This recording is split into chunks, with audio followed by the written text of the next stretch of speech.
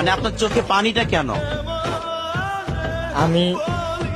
আমার চোখে পানি, এটা আমিও বলতে পারি না কাউরে স্যার, তবে আমার ভিতরে কেউ কান্দায় আমার স্যার।